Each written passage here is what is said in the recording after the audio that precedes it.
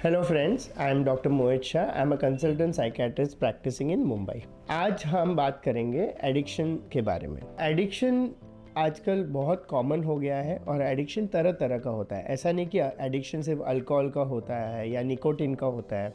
Addiction can be of gambling, addiction can be of pornography, addiction can be of playing video games. Mobile का भी addiction हो सकता है। तो बहुत बार हम उस व्यक्ति को जिम्मेदार ठहराते हैं कि वो समझता नहीं है, कि उसको पता है कि ये चीज़ उसके लिए ठीक नहीं है, फिर भी वो कर रहा है। जैसे किसी का लिवर ख़राब होता है तो भी वो ड्रिंक करते रहते हैं, किसी के लंग्स ख़राब होते हैं तो भी वो स्मोकिंग करते रहते हैं। एक्चुअली इतना आसान नहीं है। जो एडिक्शन का मरीज़ होता है उसके लिए छोड़ना इतना आसान नहीं है, और बोल के कि उसको टोक के उस पर गुस्सा करके वो ठीक नहीं हो सकता है। कुछ ब्रेन में केमिकल्स ऐसे बनते हैं जो आपको एडिक्शन प्रोन कर देते हैं। क्योंकि हमने देखा है कि काफ़ी लोग वीक में एक ही बार सिगरेट पीते हैं या एक ही बार ड्रिंक करते हैं, रोज़ नहीं करते, पर कुछ लोग रोज़ करने लगते हैं। आपने ये भी देखा है कि कभी कुछ लोग कसिनो में 3 महीने में एक बार जाते हैं, टैश वगैरह खेल के आते हैं। बट जिसको एडिक्शन होता है वो रोज़ जाएगा, रोज़ खेलेगा, इतना नुकसान करेगा कि वो नुकसान की भरपाई भी नहीं कर पाएगा। हर एक व्यक्ति अलग होता है, पर जिसको एडिक्शन की बीमारी है उसका ट्रीटमेंट करना बहुत ज़रूरी है।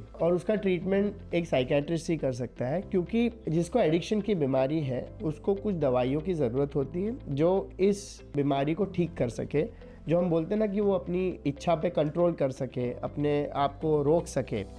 तो जैसे हमने अल्कोहल एडिक्शन में एक नाल्ट्रेक्सोन करके एक दवाई है, जो अगर कोई लेता है उसको अल्कोहल पीने की इच्छा कम हो जाती है। ऑफ कोर्स ये बात भी बहुत ज़रूरी है कि सामने से इस व्यक्ति को मोटिवेशन भी होना चाहिए, क्योंकि अगर अंदर से इच्छा नहीं है तो एडिक्शन छोड़ पाना मुश्किल होता है। पर हमने देखा है कि बहुत लोगों को अंदर से छोड़ने की बिल्कुल इच्छा नहीं होती है, पर क्योंकि नुकसान इतना ज़्यादा है कि उसका ट्रीटमेंट करना ज़रूरी हो जाता है। इसके अलावा डेफिनेटली काउंसलिंग, थेरेपी से भी एडिक्शन में फ़ायदा हो सकता है। पर बहुत बार पेशेंट ये एक्सेप्ट नहीं करते कि मुझे बीमारी है, कि मुझे एडिक्शन की प्रॉब्लम है, मुझे किसी को बात करनी है या उसके बारे में कोई ट्रीटमेंट करना है। बट अगर हम उनको मोटिवेट करें कि ट्रीटमेंट अवेलेबल है, तो मैंने देखा है कि काफ़ी पेशेंट ठीक हो सकते हैं। दूसरा, जैसे अल्कोहलिक एनोनिमस जैसे एक ग्रुप है जो काफ़ी अल्कोहल की जिसको एडिक्शन है उनकी मदद करता है। वो ग्रुप में लोग आके अल्कोहल के बारे में बात करते हैं, उनके एडिक्शन के बारे में बात करते हैं, और काफ़ी लोगों को उससे भी फ़ायदा होता है।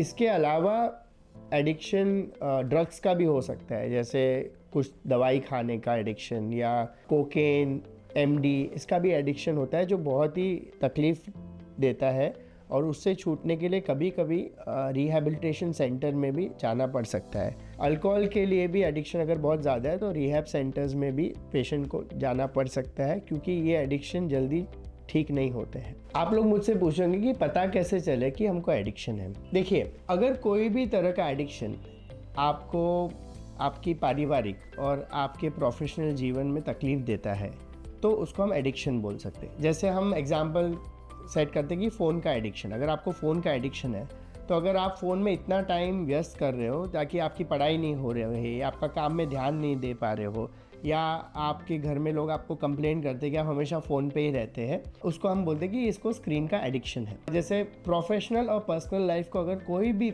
चीज़ डिस्टर्ब करती है तो वो हम उसको एडिक्शन बोलते हैं। तो मैं एक उदाहरण दूंगा। सपोज़ आपका फ़ोन एडिक्शन है, तो आपको उसके लिए क्या करना है? तो सबसे पहले तो हमको मॉनिटर करना है कि हमारा स्क्रीन टाइम क्या है। तो अगर आप देखोगे, चाहे एप्पल हो या एंड्रॉयड हो, सारे फ़ोन्स में एक ऐप होता है जिससे एग्जैक्टली पता चलता है कि आप कितना टाइम मोबाइल पे हो। जैसे जनरली हम कहते हैं कि 3 hours of mobile screen time is okay, specially when you see mobile, because mobile काफ़ी तरह के कामों के लिए भी आजकल इस्तेमाल होता है। बट अगर 3 घंटे से ज़्यादा है, तो मैंने देखा है कि मेरे पास जो क्लाइंट आते हैं, किसी का 6 घंटा, 7 घंटा, किसी का 5 घंटा, तो वो थोड़ा ज़्यादा है। उसमें हमको ये भी पता चलता है कि आप किस पे ज़्यादा टाइम बिता रहे हो। जैसे व्हाट्सएप पे कितना टाइम बिता रहे हो, इंस्टाग्राम पे कितना टाइम बिता रहे हो।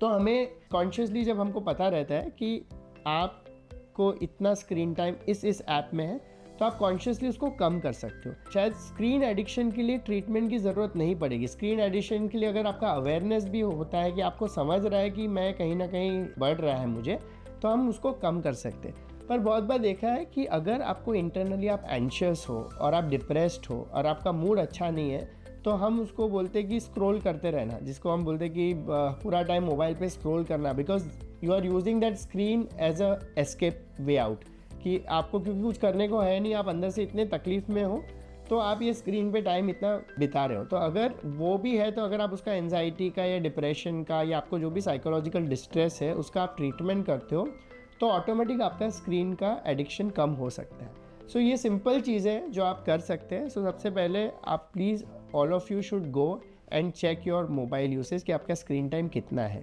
और एक एडिक्शन की मैं बात करूँगा जो बहुत कॉमन हो गया है, वो है पैथोलॉजिकल गैम्बलिंग। अब गैम्बलिंग तरह तरह के हो सकते हैं। गैम्बलिंग आप कोई ऐप से कर सकते हैं, गैम्बलिंग आप शेयर ट्रेडिंग में भी कर सकते हैं। मैंने देखा है कि बिकॉज इतना इजी हो गया access because of the mobile, कि लोग लोन के ऐप से लोन लेते हैं और उस लोन पे गैम्बलिंग करते हैं, और वो बढ़ता ही रहता है, बढ़ता ही रहता है। मैंने इतने सारे पेशेंट देखे जो 2 से 3 करोड़ का भी नुकसान कर चुके हैं।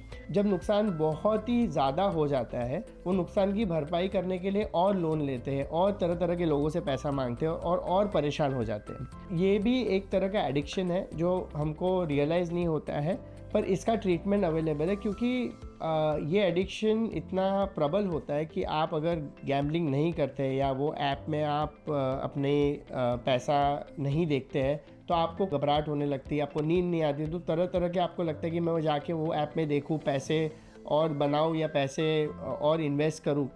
तो अगर आप ऐसी सिचुएशन में जो ऑलरेडी बहुत नुकसान कर चुके हो और फिर भी आपका ये नुकसान आप किसी को बता नहीं रहे हो या इसको कुछ दूसरा वे आउट ढूंढ रहे हो, तो आप प्लीज़ जाइए और आपकी फैमिली मेम्बर को कन्फेस कीजिए कि यस, मैंने इतना इतना नुकसान कर दिया है, और आप प्लीज़ कोई डॉक्टर की सलाह लीजिए कि इससे मैं कैसे बाहर निकलूँ। तो हमने देखा है कि एडिक्शन तरह तरह के हो सकते हैं, जैसे मैंने आपको बताया पैथोलॉजिकल गैम्बलिंग के बारे में, स्क्रीन एडिक्शन के बारे में। एडिक्शन अल्कोहल का हो सकता है, एडिक्शन निकोटिन का हो सकता है, एडिक्शन कोकेन एमडी का हो सकता है, एडिक्शन पोर्नोग्राफी का हो सकता है। तो हर एडिक्शन के लिए ट्रीटमेंट थोड़े अलग अलग होते हैं। तो मैं आपसे निवेदन करूंगा कि आपको लगता है कि आप कोई एडिक्शन से पीड़ित है, तो आप प्लीज़ जाइए, डॉक्टर से बात कीजिए, क्योंकि ये एडिक्शन की बीमारी बहुत ख़तरनाक हो सकती है, आपको और आपकी पूरी फैमिली को बर्बाद कर सकती है। तो प्लीज़ जाइए और इसका ट्रीटमेंट करिए। Thank you.